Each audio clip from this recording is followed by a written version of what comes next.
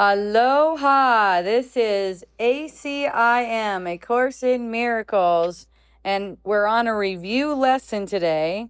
This is review lessons 131 and 132. Lesson 131 is no one can fail who seeks to reach the truth. And lesson 132 is I loose the world from all I thought it was. So, lesson 131. Basically, this one's about undoing discouragement, right? It's no one can fail who seeks to reach the truth, right? So the ego is going to tell you, you're not good enough at this. You can't do this. My favorite Bible quote from Jesus is seek and ye shall find. Seek and ye shall find, right. Bible quote from Jesus, right. Yeah, so this is that whisper from the ego, like other people can do this, but you can't. You're not good enough. You're not special enough. Only a few people do this. So Jesus is correcting that here and saying that the truth is not hidden from us. It has not been hidden.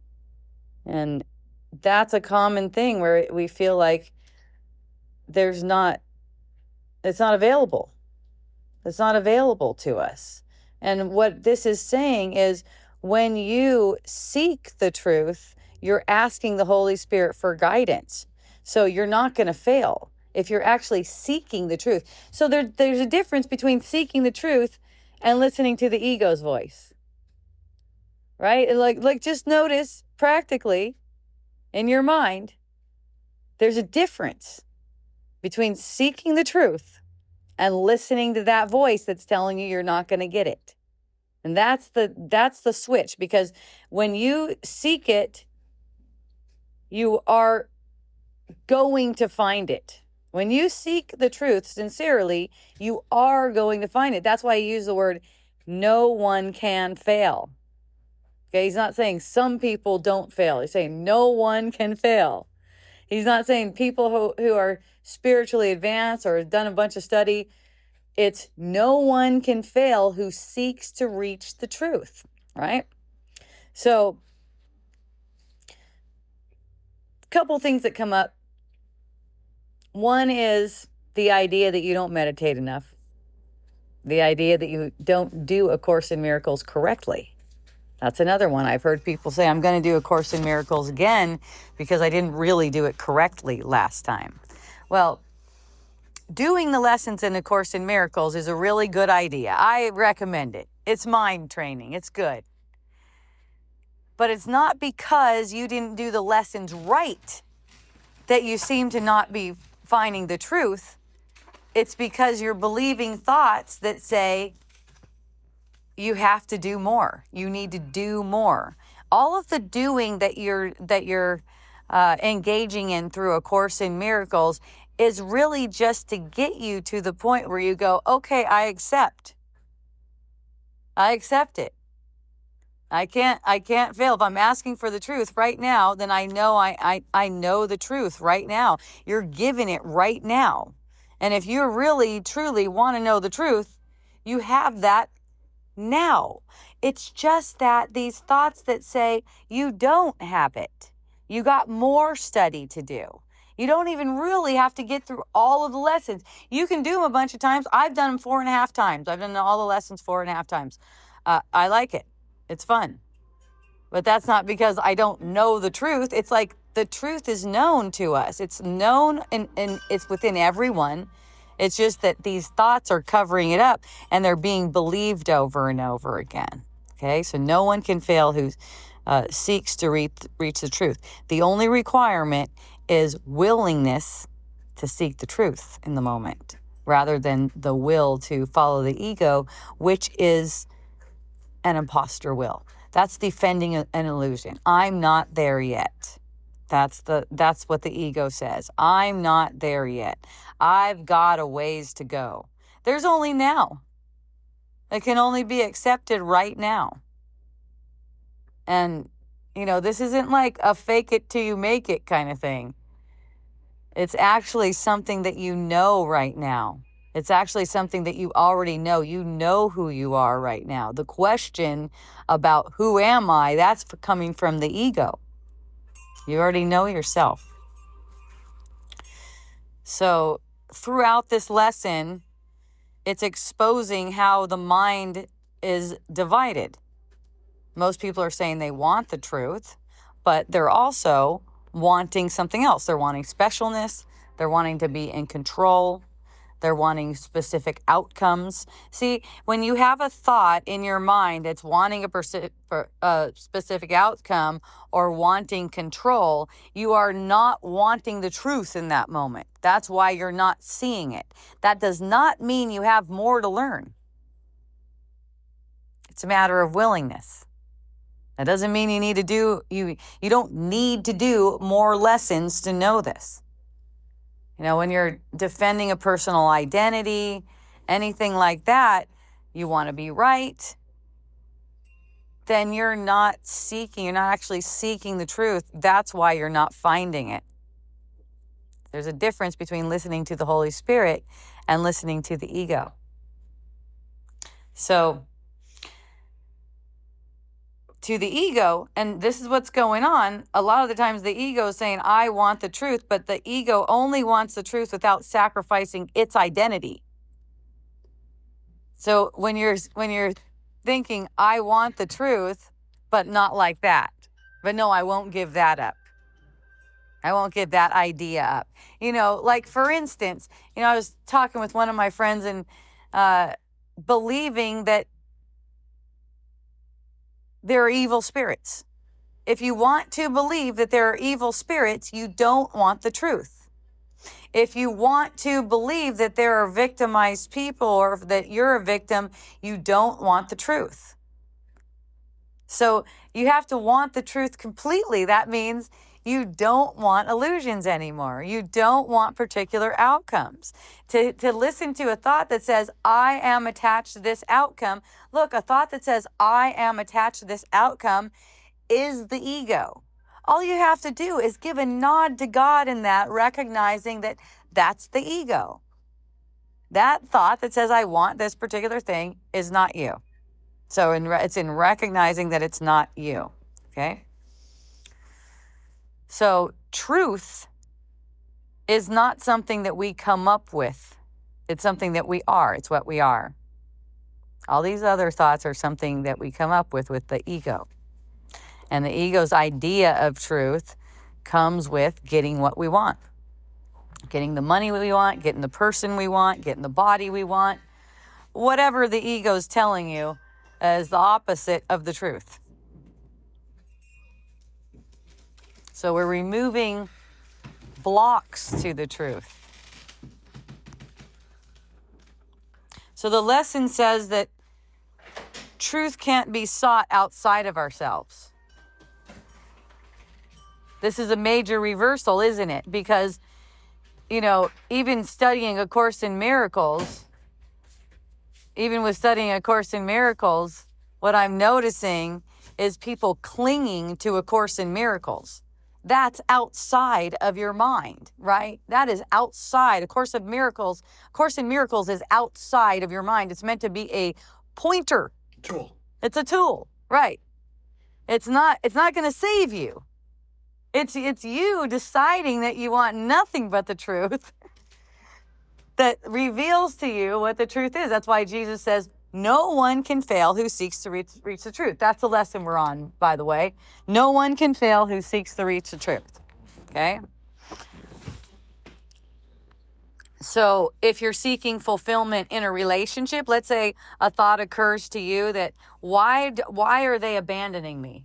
Why don't they talk nice to me? Or why are they doing that to me, right? In that moment, you can either listen to that thought or you could seek the truth. How can I see this differently? That's seeking the truth, right? That's really seeking the truth. How can I see this differently? How can I see this in a way that is in alignment with the peace of God, that brings the peace of God? That's actually seeking the truth. That's where no one fails. No one's going to fail, okay?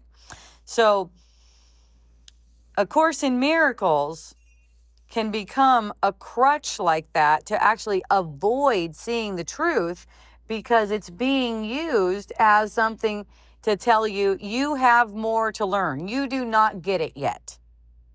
You don't get it. Really, you only have to get one of the sentences in A Course in Miracles to get it, right? I know it's great. It's a beautiful text. I love to read it too. I teach it all the time, right?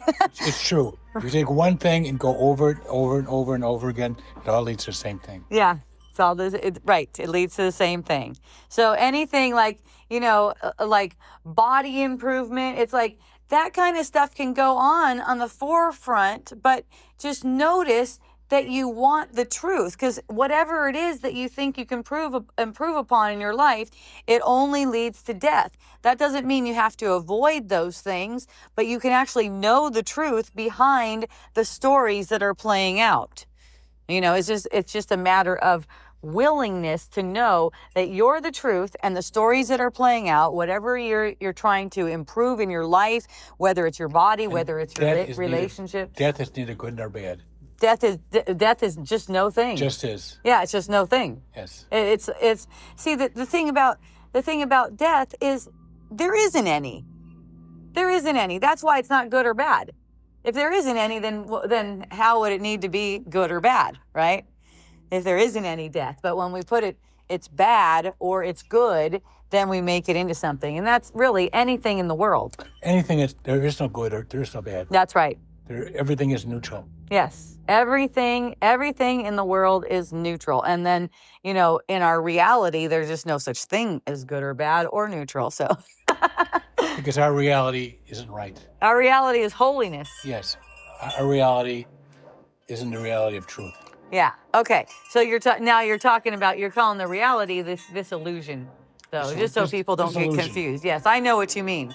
Yeah. So the reality that we made, what Stephen is saying, is not the truth. Our reality is the truth. It doesn't include good, bad, or neutral. It just is true. And we're in, I guess one way you could say, we're in complete bliss all the time, using the word as a pointer. We're in complete bliss all the time. And there's nothing that affects that. Certainly nothing in this world affects it. So A Course in Miracles here is saying that the truth is already in your mind because God placed it there, and that cannot be assailed. So if you're seeking external guarantees, like people saying, I want to wake up. A lot of the times what people do is, I want to wake up. And then they get people promising them that they'll wake up if they take a particular course, if they pay a particular amount of money, all this different stuff. And people keep on falling for that. But, it's like if you just accept what the truth is right now, you don't need anything else. You could just chill out. And with this world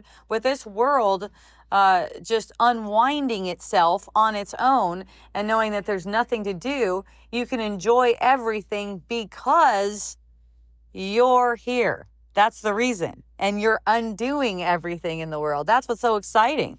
That's what's really exciting about it. Otherwise, it's boring. It just spins like crazy. Nothing's happening. So the ego's version of seeking is this endless searching without arrival at the truth. But no one can fail to seek who seeks to reach the truth is a now thing. It's not later on. It's right now. And Jesus says in another part in A Course in Miracles that the only thing that you should be in a hurry for is to know the truth. So notice that. That's another thing you can play with. Are you ever feeling like you're in a hurry? Right? And then just notice, the only thing to be in a hurry for is to know the truth. And that's now. Okay? So, and this is why people get addicted to these different things like healing modalities, spiritual systems, teachers even. They get attached to teachers. This particular teacher is going to do it. This particular concept is going to finally do it for me, right? Conspiracy theories are one of them. If I just know exactly how this world is working, then I will know the truth, right? The truth is the world doesn't work. There is no world. It doesn't work. It doesn't work. Right. Yeah. There's no sense to be made out of it. All the conspiracy theories are true and untrue. The world is flat and round and whatever else because it's all projected. So there's no right or wrong about these things. Also getting attached to manifestation. That's a big one. So it's as if the manifestation is something you don't want. Let's say you don't have a bunch of money in your bank account and it seems you can't buy what you want. Does that mean that you're apart from the truth? No. All thoughts, concepts, and ideas are all false. Yes. Projections, everything. Yes. So the ego enjoys seeking. The ego loves seeking. Right. And this is a different form of seeking that Jesus is talking about. No one can fail who seeks to reach the truth. And the ego seeks under the assumption that the truth is somewhere else other than inside of you. So it's always looking. It's always looking for something else, another teaching, whatever. And, people have asked me, how have you been on A Course in Miracles for all these years and haven't tried a different teaching? It's like, I don't need to. It's like it's already, the truth is true.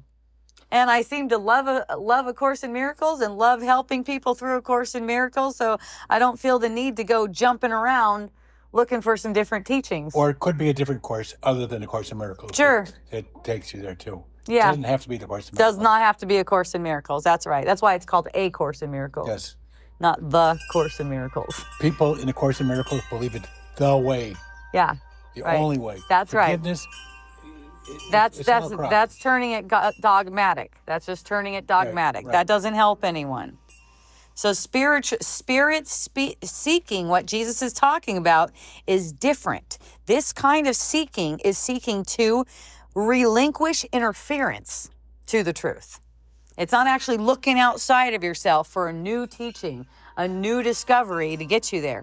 It's actually, it's sitting still and it's relinquishing that interference that's telling you, you don't know yet, you need something else. Subtraction, not addition. Subtraction, not addition. Thank you, Tony. That's right. So this lesson is saying that we cannot fail because it's a truth that's calling to us from within our mind. And this is really important, that we don't wander around in the world looking for truth. This particular person is going to do it, etc. So truth is already actively drawing us home. And in drawing us home, it's asking us to release the things that are blocking the truth of who we are. That's all it is. It's a little bit interesting, watching some of my friends and adamantly telling me they're not there yet. And I'm like, your mind is really powerful to make you not there yet in your mind. Your mind is totally like really everyone can get this right now. Anyone hearing this recording right now, anyone in this room right now, I know you guys are fucking awesome. I don't even have to tell you. You just like hanging out with me. It's like anyone listening to this, it's like all you have to do is relinquish whatever it is that's blocking your way. And that's all that is an ego thought. You need something else. You're not there. Some kind of improvement is going to get you to where you know the truth. And it's like, wow, this certainty is just available right now to everyone. This whole world can just change right now for everyone. It's teaching me right now, you have to stop. But before you stop, you have to do nothing. And then I am nothing. And then from this here, and then you stop. You stop everything, all your thoughts, all your ideas. You just are. Mm-hmm. Yep. You just are that. And that doesn't mean you need to resist ideas. No, you resist nothing. Yeah. These ideas, they come, they arise, they pass away. What is it that's aware of the ideas? That doesn't change. That's who you are. So it's only just getting tripped off on a thought that makes you feel insane. Not knowing who you are, pretending not to know who you are, because you know who you are, pretending not to know who you are feels insane. And so that's how you know the thought you're believing isn't true.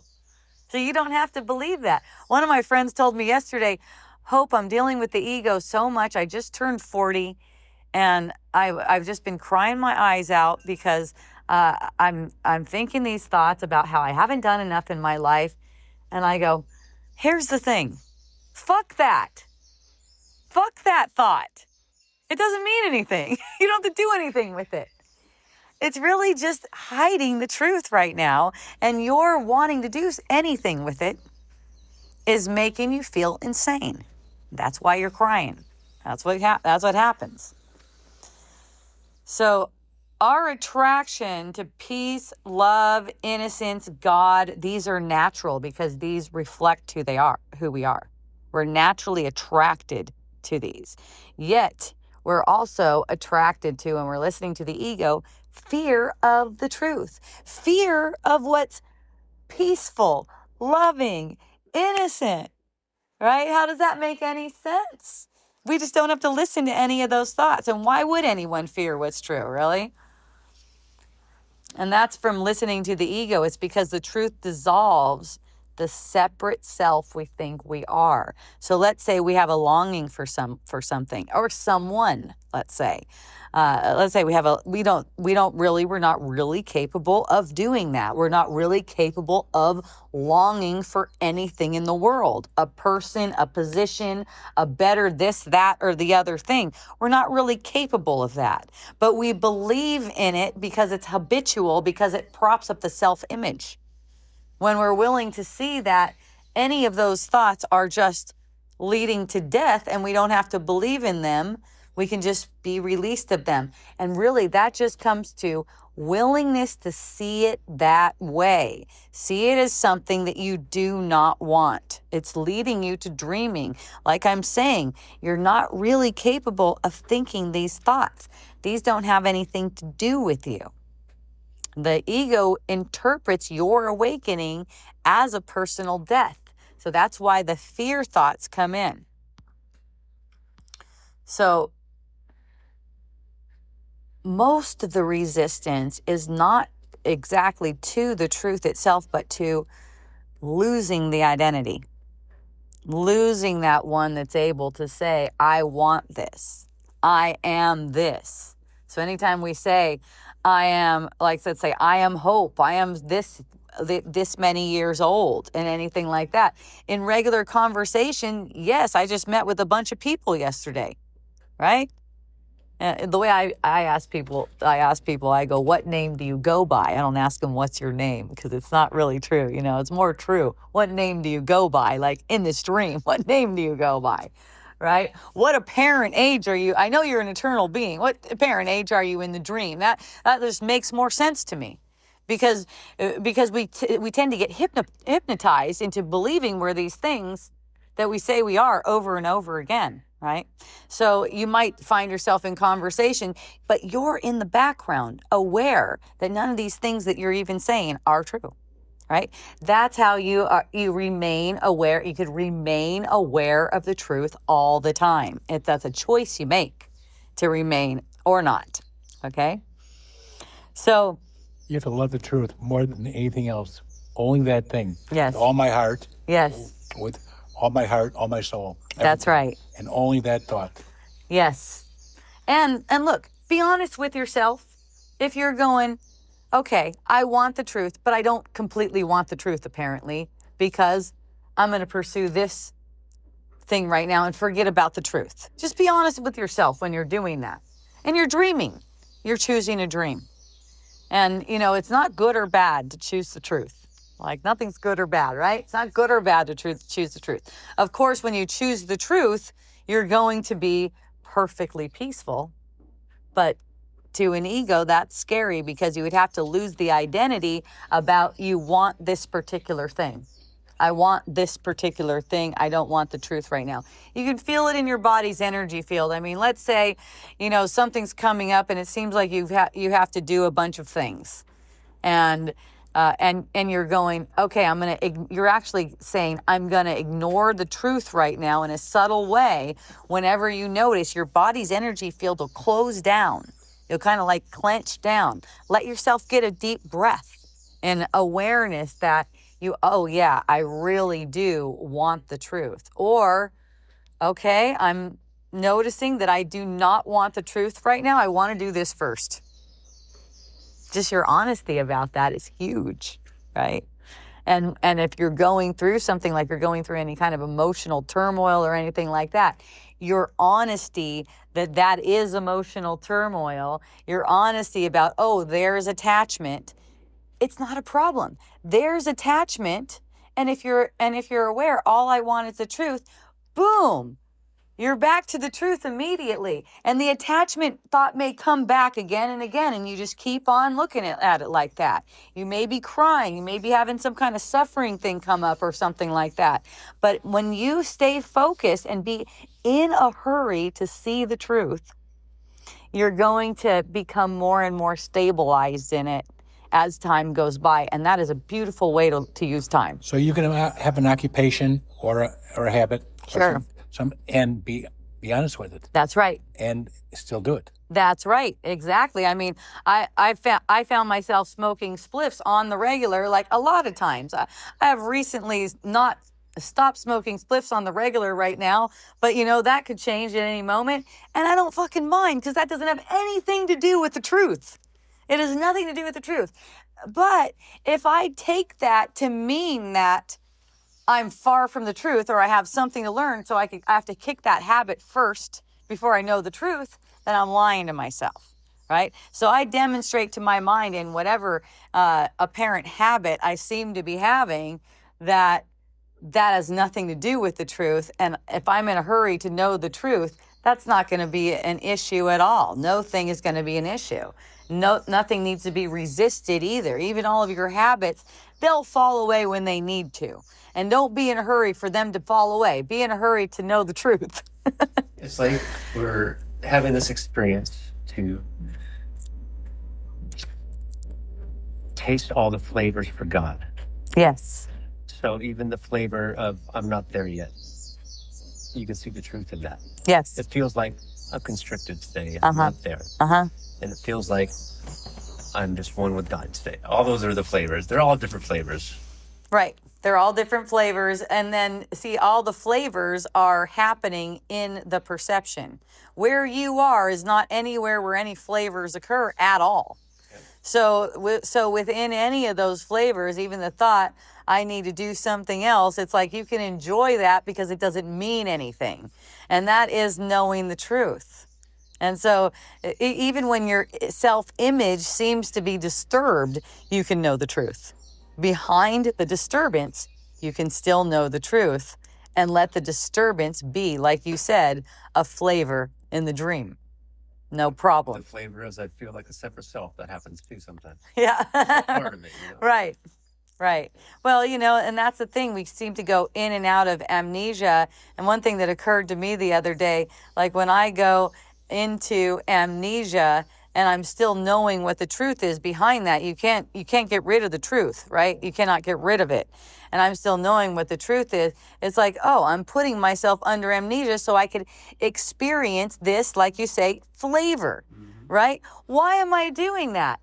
Why am I experiencing this flavor? So I can undo the justification for it. I can't undo the justification for it without experiencing this flavor. And seeing through it. Yes, exactly. Seeing through it. That's what, yes, undoing the ego's justification for holding on to something like this, or believing that there's something wrong with you because you're having this perception or you're having this suffering. Nothing's wrong with you when you're perceiving suffering. It's just a matter of recognizing there is no suffering in the mind of God. It's a dream.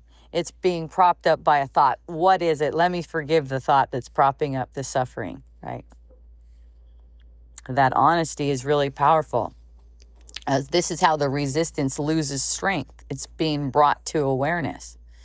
So this lesson, no one can fail who seeks to reach the truth, right? This is reassuring us that any confusion is temporary. So sometimes what I see people going through is when they get confused, it's all of a sudden, oh no, I got to get back. I got to get back to the truth. It's not being in a hurry to see the truth like that, because this is a more of a horizontal movement, like a movement in the world. No, it's not like that. It's recognizing even within the confusion, you still actually know the truth behind that. A grip to practice is a grip to the delusion. What's this? Like if you're attached to anything, even your practice, Right. then it's just more delusion. Yes. I mean, the idea that I didn't meditate enough, I don't meditate enough, and that's why I have to get better. I have to go to some kind of a retreat. I have to listen to a different teacher, anything like that. I mean, it's just a matter of accepting. It's really acceptance. It's accepting yourself of form, the self that you made, whatever it seems to be doing, really doesn't have any reflection on you. It doesn't really do anything to you. It doesn't say anything about you. Nothing. You can be you can be tripping out. You could be yelling at someone or something, and you could be recognizing what the truth is behind that. You know, it doesn't happen, like in my perception. It does not happen. I haven't had an instance where I like feel like I need to lash out at anyone or anything like that. But if it did, it would be immediately back to the truth, recognizing what the truth is. Within that, not shaming myself, not second guessing myself. Tasted another flavor. Yeah, tasting another flavor. Exactly. Yep. So a mind that's sincerely turning toward the truth has already succeeded. Just turning toward the truth is the succeeding, and that is turning inward to what's actually true. You know, if you look past the ego's thoughts that say, "Who are you, anyways?" You already know. You don't get that answer from the ego. The ego wants to answer that. You already know. That's not a real question. So every moment of willingness gets you closer, not on some journey in the world, but gets you closer to that stability, stabilizing the awareness in what is actually true. So every moment that you're willing to be released of what's denying that you are who you are. Okay, so I should be further along is another thing. People will tell you that too. People will reflect stuff like that to you. You're failing. Look, you fell from grace. I still have an ego. You never had an ego. You never had an ego. I still identify with the ego. Look, there's only now. When do you identify with the ego, really? You have a memory of identifying with the ego, and then you're projecting that in the future you're going to identify with the ego? When do you really do that? There is no ego. Where's the ego? Right? So this is holding on. This is the holding that prevents us from truly, sincerely seeking the truth. Okay? I still get triggered. When do you get triggered? When do you get triggered? You're dreaming, you get triggered. You're dreaming, you get triggered. You don't have to hold on to that.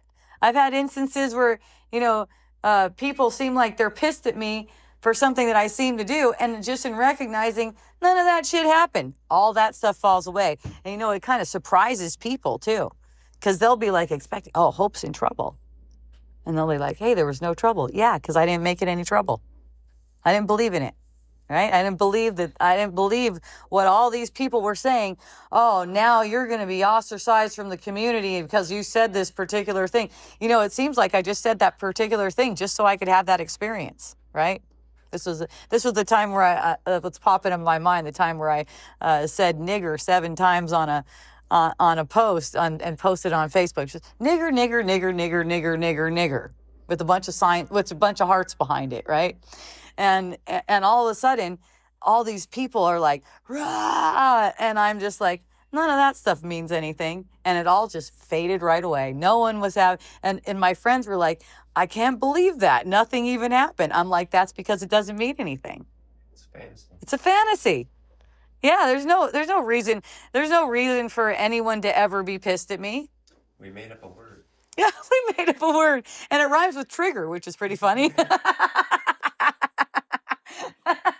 That's some good stuff. So I'm failing. I have an ego. I get triggered.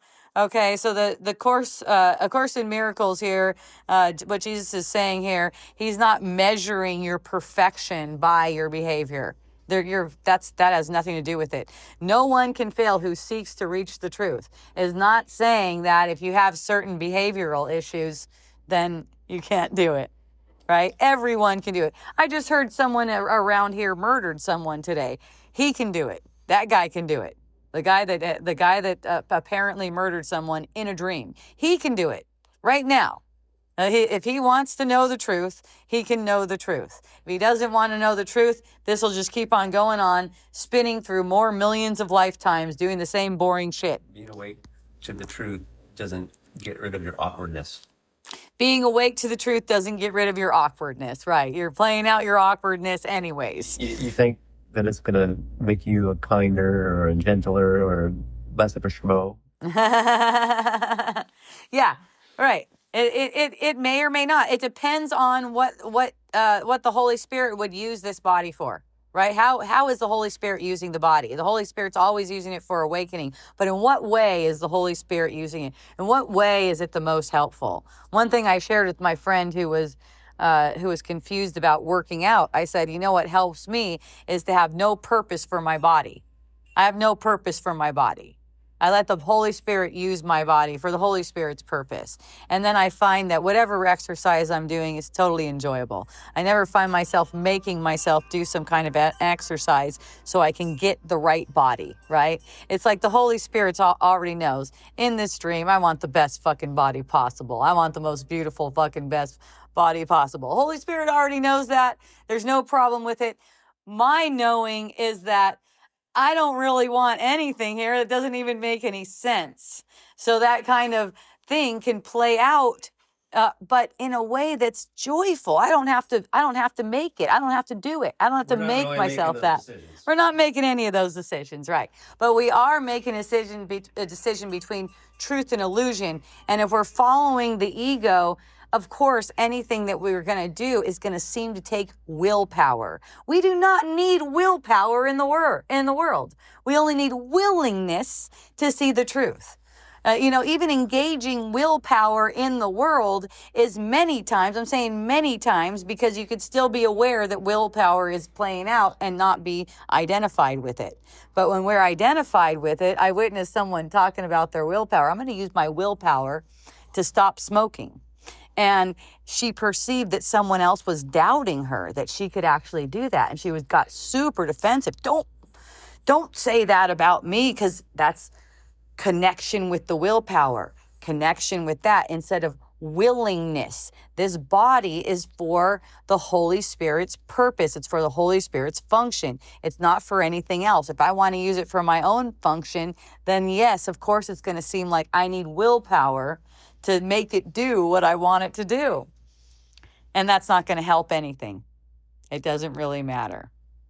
So another question you can bring into this is, what do I still believe I would lose if I accepted the truth? What is it that I believe I would lose? If I just accepted the truth right now, what would I lose? Nothing. Of course, nothing. That's a great answer. That is it. And notice what the ego answers and deny meaning to it. So let's say, like with the person who is attached to quitting smoking. So they got the willpower. What would you lose? And so from that person's point of view, they might say, well, I would lose my ability to quit smoking, and then I'd be ruining my body. And it's like, what body? Doesn't matter. Doesn't mean anything. He says, what body? Yeah, exactly. Another question, am I seeking the truth, or am I really seeking a more comfortable dream? Okay, so that's what willpower does. Am I really seeking the truth, or am I seeking a more comfortable dream? This doesn't mean that you can't eat the certain food that you like in your dream, or take supplements, or do particular workouts or something like that. But these things are not things that you really have a choice in. And so recognizing that recognizing these things you do not have a choice in. And then you can be really playful with all of this stuff. And then it seems like you manifest things really easily. Like people seem to think I'm super disciplined because I show up for block therapy every morning for 2 hours. So they're thinking I'm really disciplined because of that. Well, no, I just am willing to enjoy, and that's enjoyable for me. So it just plays out like that. I'm not even making the choice to be there.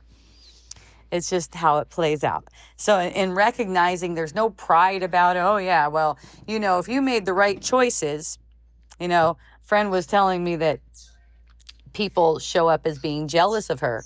And she goes, well, she told me, well, it's because, I made all these good choices. That's why I seem to have everything going on and you don't. It's not that I'm more privileged. It's that you didn't make the right choices. And I go, okay. I hear what you're saying. Let's take it to another level though, that there's no choices here, that the past has no power to affect even what's going on right now, because it's all projected right now. The past is even projected right now. Your past choices are even projected right now. So we're not buying into any idea that I'm prideful or shameful because of any kind of choices that I ever made in the world. That is being in a hurry to recognize the truth. Just recognize I don't have a choice in anything that I do here is one of those. And what is the ego think it's losing? It thinks it's losing the power of choice in the world, which you don't want that power of choice. And you don't really have it in the first place. That's just an ego dream.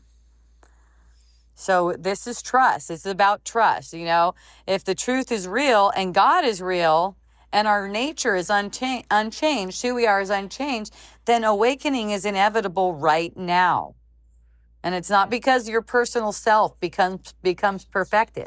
It could be a complete fucking idiot. It could be bumbling around. But it's you recognizing that illusions can never overcome reality. So that's a little insights on the first review lesson that we have today. That's lesson 131. No one can fail who seeks to reach the truth. By the way, this is a review lesson. It's lesson 146, and we're reviewing 2 lessons. That was one of them. Now I'm doing the second one, and that's lesson 132. I loose the world from all I thought it was. Right?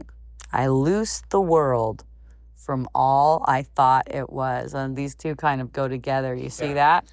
Yeah. So you can say this is a really radical, I feel this is one of those lessons that comes in my mind a lot.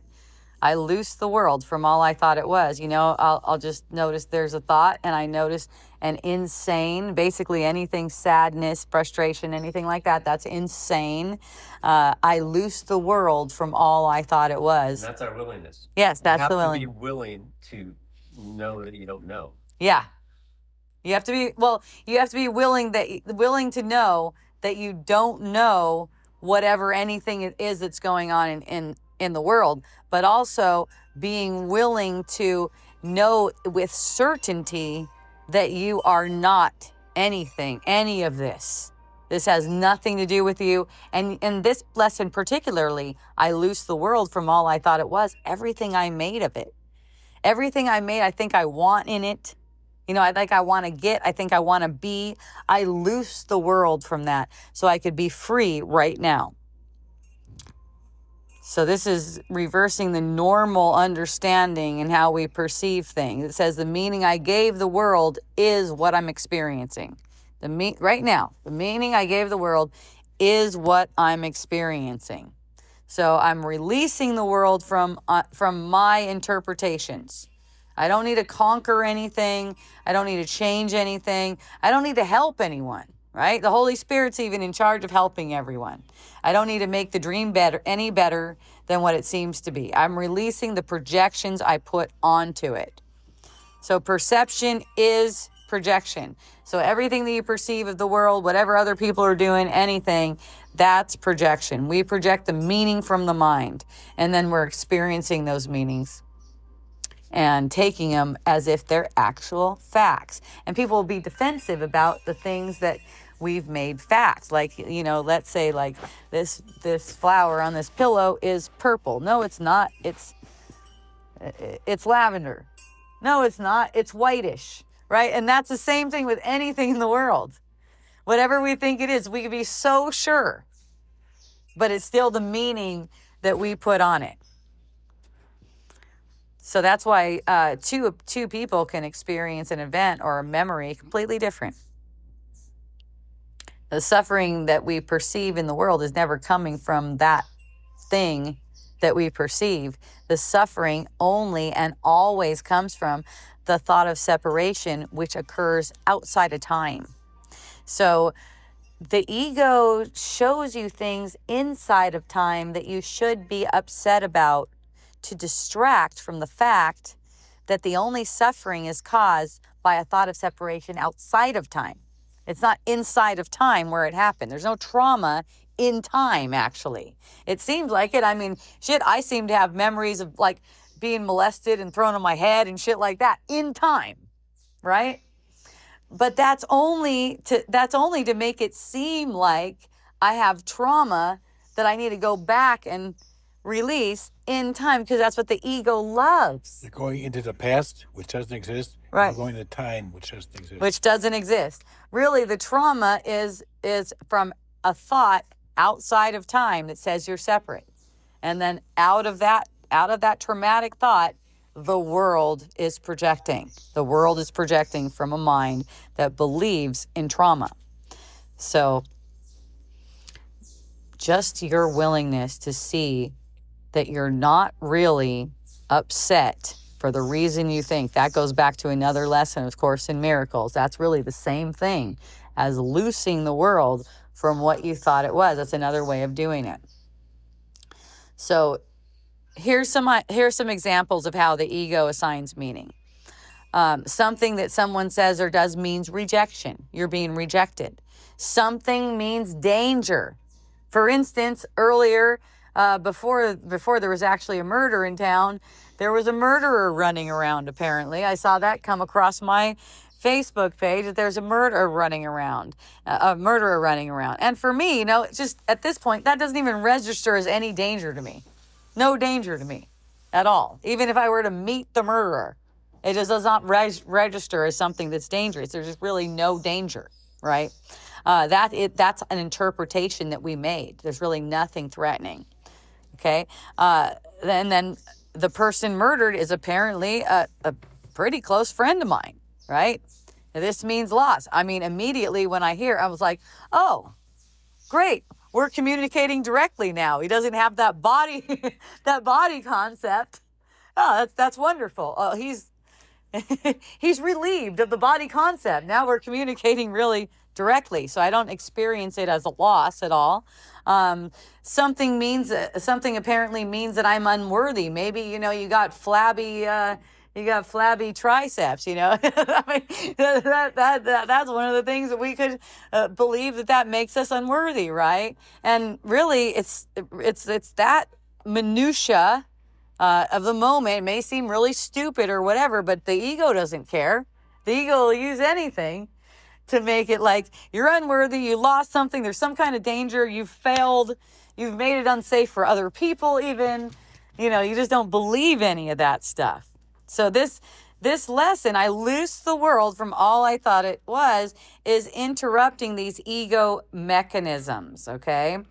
It's essentially saying I'm stopping right now. I stop imprisoning reality inside of my interpretations. I stop giving meaning to these things in the world. I stop making them meaningful. You can communicate with the person that's gone. Oh yeah, we don't need bodies to communicate. That's why. Just saying. Yeah.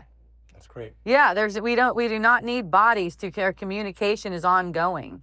So this thing about having bodies where we use our voice and stuff like that, that's actually it's a skewed way of communicating. It's a lower level. Because look at even words, like the words I'm speaking right now. You know, what A Course in Miracles says is words are symbols of symbols. The world is already a symbol. And then words are symbols to describe the symbol, which is the world. So twice removed from reality. The world is already removed from reality. And then we're using words as symbols to reference the world, right? And so that's why it's twice removed from reality. And we actually communicate more telepathically.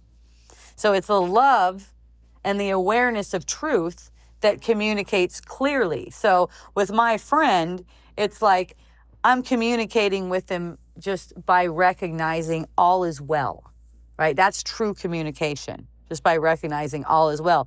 And then I can feel, and even if the person does seem to have a body, I could also feel their agreement with me that all is well, right? That there's no threat, there's no loss, there's no harm. Nothing bad can happen, or good for that matter. It's good always leads to bad again. So forgiveness comes into this. I loose the world of all I thought it was. Also has to do with any idea that someone has harmed you, right? Or you have harmed them, right? It's just, if someone steps on your toe, slaps you, steals money from you, murders your friend, this idea that you've done any harm, that's not true. That's not a true thing. People go, oh my gosh, what's going to happen? Then there's going to be a bunch of murderers running around. No, it's the opposite. The reason there are murderers running around in a dream is because of the belief that something can be harmed in the first place. So when you take that away, when you take that completely away and that's completely gone, there's no murders because there's no cause for them. The cause is in the mind. The cause is already believing that something real can be harmed.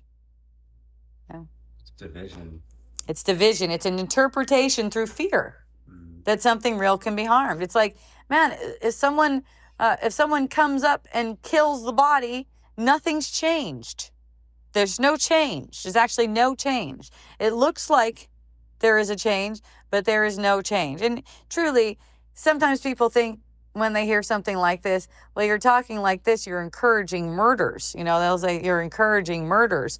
And it's like, yeah, it seems like that to the ego because the ego believes in loss. But really, the spirit is so gentle. It's not going toward trying to kill anything in the dream, but undo the dream. It's a gentleness. There's nothing evil in the world. Not even a person that seems like they're going around murdering. The world is really reflecting contents of a split mind. And what we're doing is we're bringing the mind back to wholeness by recognizing there's no threat here. So this lesson also says that there's no world apart from what we wish it to be. What we wish it to be. Anything we perceive in it. Oh gosh, that's so humbling, isn't it? Because when we have a perception and we're going, yeah, this person is doing this and this person is doing this. And then you're like, wow, the world is only what I wish it to be. Division in the mind. Yeah, division in the mind, right? So just your awareness of that, it just changes everything for you and everything for everyone, because your mind is extending truth whenever it is aligned with truth. It's extending truth and basically waking everyone up. It's the Dalai Lama said when he was asked, why don't you oppose China for suppressing you and your people? Uh-huh. And because then if I have division in my mind that I'm creating, then you're making the division. Yeah. So someone asked why he doesn't oppose China, and he's noticing that, well, if I oppose something, then I'm actually making what it is that I don't want if I'm opposing something. And that was such a beautiful thing yesterday when my friend told me, I know that my angels are bigger than all of the evil spirits. And I go, okay, well, this might help. This might help. Because, if you're looking for the angels to be bigger than the evil spirits, and there's still something to fight, something to resist. If you look at it like this, there cannot possibly be any evil spirits to be bigger than them in the first place. She just had an awakening. She's like, I'm never going to say that again. I get it. I see this. Just completely cancel that shit out. Evil and spirit don't go together. Evil and anything don't go together. There is no evil. And, you know, it's like, well, when I perceive this, someone getting it like that, I know that's my mind awakening, you know, because the world is just a reflection of what we wish, right? That's how I go to parties. By the way, I was apparently on alcohol, weed, and something that I snorted up my nose. I don't even know what the heck it was. It's called Kana or something like that. Doesn't matter. We're still talking the truth. People are still getting awakenings. None of this shit matters. Nothing that you seem to be doing, okay? People will walk by and I'm like, I'm on 3 drugs. You know, and laughing about it because there's no world. There's really no world. And I don't have a choice in it too. That's the other thing. So I don't have to hide. I don't have to try to make it right. I don't have to justify it, anything like that. I just notice doesn't do anything to the truth. It doesn't do anything to me extending the truth, just like I normally do all the time. So this gets misunderstood too when we say there's no world apart from what we wish, which it talks about in this lesson. This gets misunderstood because the ego takes it as the personal self is magically controlling all of the external events. Oh, if there's no world apart from what I wish, then I wish for $1 million. Right? So that's where it gets confused. And then New Age spirituality will take you into manifesting then, right? And that's not anything that we want. It's like treating the world like it's some kind of cosmic vending machine where you just get whatever you want like that.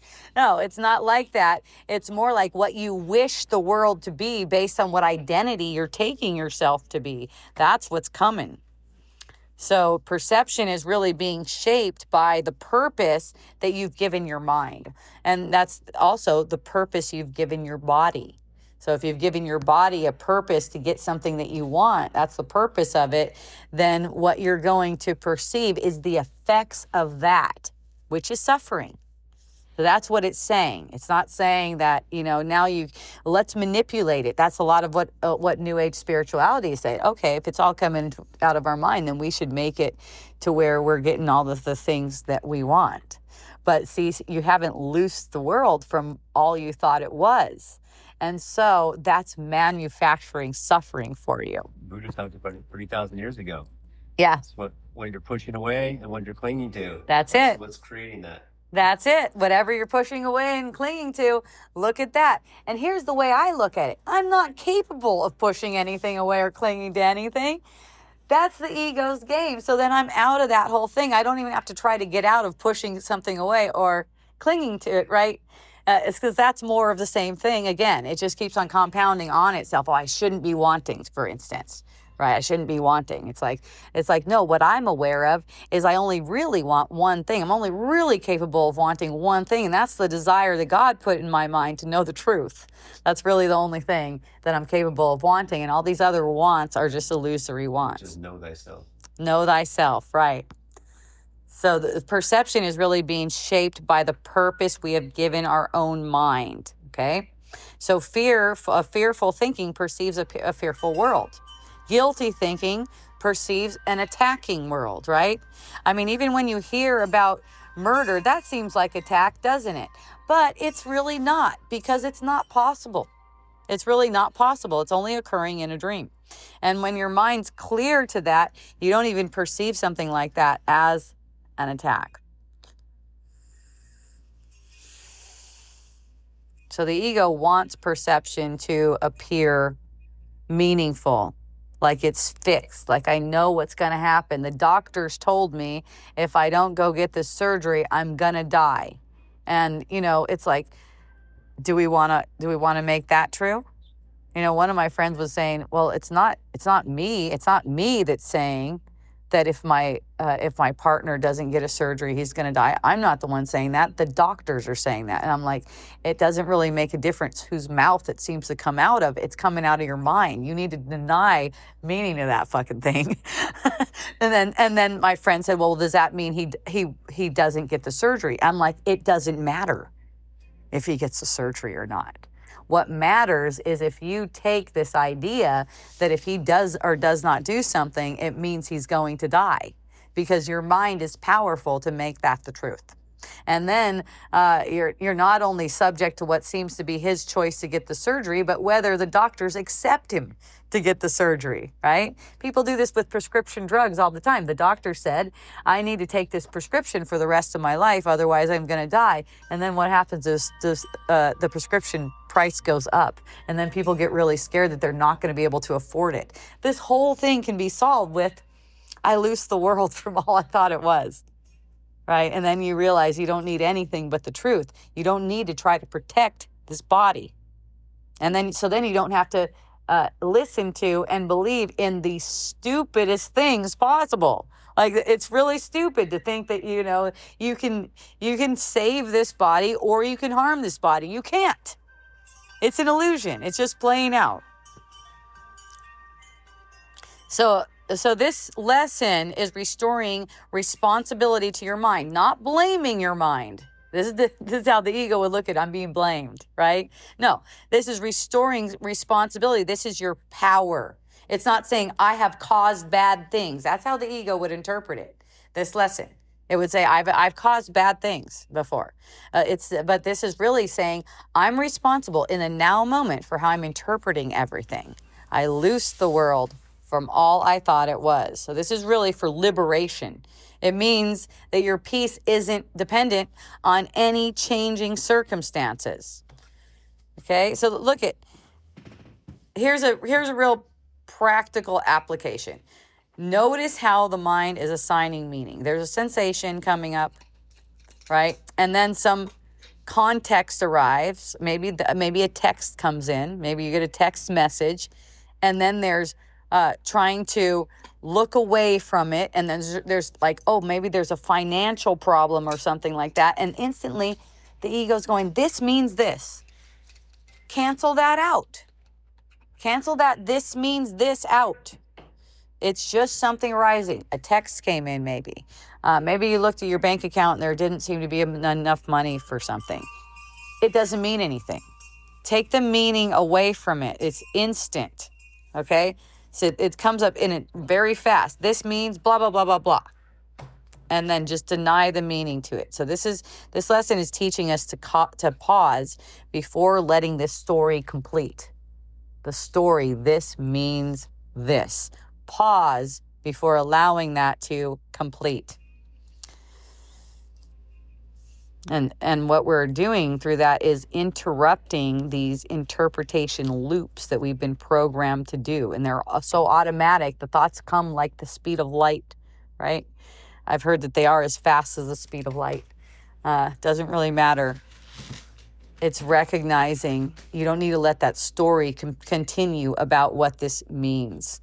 So this lesson, again, isn't asking us to deny our own experience. That's the ego again. It's asking us to question the interpretation. Question the interpretation. There's a death. Does it mean loss? No. Does it mean danger? No. It just doesn't mean any of these things that we're assigning the meaning to. So, and another thing to recognize here too is it's not saying the ego's world is a wonderful world. It's not saying that. It's saying it's not actually here. So it's not like we're trying to paint some lipstick on a pig, right? It's saying to say this world is really like, look, it's so wonderful. It's so beautiful. Yeah, you can find beauty in it because it's reflecting the beauty that you are partially. And then another part of it is reflecting death and murder. There's nothing beautiful about that. It's a misperception. It's really a misperception. And even in our world that we made, even with all the nature and the beauty that it is, it's always dying. In the creations of light and real creation, nothing's dying. Not even the natural world, nothing's dying because it's creation of light. It does not have cycles. There's no cycle. Cycles are in illusions. So spirit reinterprets everything toward innocence. Innocence is peace. Innocence is there's no death, there's no harm, there's no threat, nothing, okay? There's no abandonment. What the ego may be called abandonment, and abandonment's coming up for me. I wrote about that today on Facebook, by the way. Follow me on Facebook. or Substack, or Awakening with Hope on Telegram if you want to see my post. But I wrote about abandonment today. That just came up in my mind. There was all of a sudden there was an insane thought that said people have abandoned me, right? And so I write about how I see through something like that, and it's basically, hey, this is false identity, and not abandoning myself right now and making their behavior mean something, right? It's false identity. Just stories, tales, or Right. always appearing, images are appearing, stories. Yes. Fantasy that we can choose to put together and make another story out of it. Yeah. So the ego's idea that something's lost actually becomes our freedom. So it's like we could rejoice at the thought that the ego, oh, thank you. Because this is a doorway, right? This is an opportunity. This is not a challenge. Challenges are for egos. We're not egos, and there is no ego. So this is an opportunity. This is a doorway. The thought occurs to me that, man, they should have done that different. That's the doorway. I'm stoked about that. I'm happy about that. I'm happy to see that. That's how I'm using perception. I'm using it to undo the cause of perception in the first place. It's showing me that this is pointing me toward true vision. It's pointing me toward gratitude for anything anyone shows me at any time. Every time we say, it seems like so and so and so and so, it seems like it's like this. Right. That's the doorway. That's the doorway. Yeah. That's right. Yep. So this is how we soften up, basically softening the mind. So another question, what interpretations do I repeat often? Notice the cycling in the mind. What interpretations do I repeat? I would loose the world. I would loose this. I would lose this interpretation. I would lose this burden of defending this personal narrative. These stories of having been slighted or abandoned or treated wrongly tend to ruminate in the mind. Notice what repeats itself and, bring it to this truth. I would lose this thing. I would loose the world from what I made of it. The ego actually survives through storytelling. That's not to say storytelling is wrong. Just look, what are you using it for? Are you using it to show a way through, to see a way through, or are you using it to prop up the ego like this really happened? The spirit really heals through stillness and reinterpreting what you thought was true. So this lesson isn't trying to make us into passive people, okay? It's really freeing us up from compulsive thinking. This is not passive at all. This is active. Because you're actively deciding to be free from compulsiveness. Compulsiveness is what keeps the world in our sight. It's compulsively thinking about it in the same way over and over again without getting any guidance. So both lessons together. Lesson 131. The truth can't fail to reach us. No one can fail who seeks to reach the truth, right? And lesson 132. What blocks the truth is our interpretation of the world. So I loose the world from all I thought it was. Together, they're saying that the truth is inevitable once we stop insisting that the world means what the ego says it means. I like to,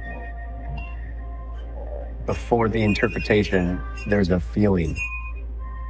Be intimate with that, and that will subtly grow. Yes, somatic, right. The somatic feeling, that somatic feeling, actually arises, like Tony's saying, before the interpretation, before the mind moves at that lightning speed, whatever you want to say, there is a feeling in the body sense.